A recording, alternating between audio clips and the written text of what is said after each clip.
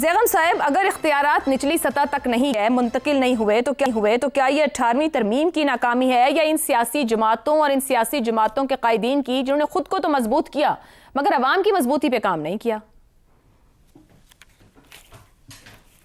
ہمارے خواجہ صاحب نے جب کوئی ایک شاخ کاٹنی ہوتی ہے تو وہ ہتھوڑا پکڑ کر درخت کے آگے بھاگتے ہیں اور درخت پر چلاتے ہیں ہتھوڑا.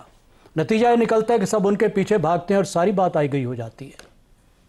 18ویں ترمیم نے 102 آرٹیکلز آئین کے ان میں ترمیم کی، امینڈ کیا. 17 آرٹیکلز آئین کے واپس لے لیے، ریپیل کیے. خواجہ صاحب نے جو تمام گفتگو کی وہ ایک آرٹیکل کے بارے میں تھی جو 18ویں ترمیم کے نتیجے میں شامل کیا گیا، 140A، اور اس کے ادھورے ہونے کی شکایت تھی. لوکل گورنمنٹ کے بارے میں جو آرٹیکل شامل کیا گیا اس پر عمل درآمد نہ ہونا اور اس کا ادھورا ہونا، یہ ان کی شکایت تھی.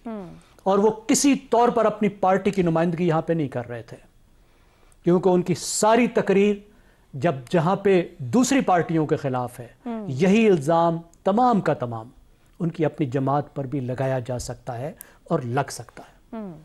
اب جو وہ کہہ رہے ہیں وہ بالکل ٹھیک کہہ رہے ہیں اگر آپ ان کو سیاق و سباق میں رکھ کر دیکھیں جو کچھ انہوں نے کہا.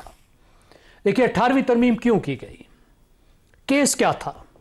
63 ایئرز، 63 سال تک ایک کیس تھا پاکستان کی سیاسی جماعتوں کا، خاص طور پہ چھوٹے صوبوں کا. وہ کیس کیا تھا کہ پاکستان میں عوام کو حق کے حاکمیت حاصل نہیں ہے، نمبر 1.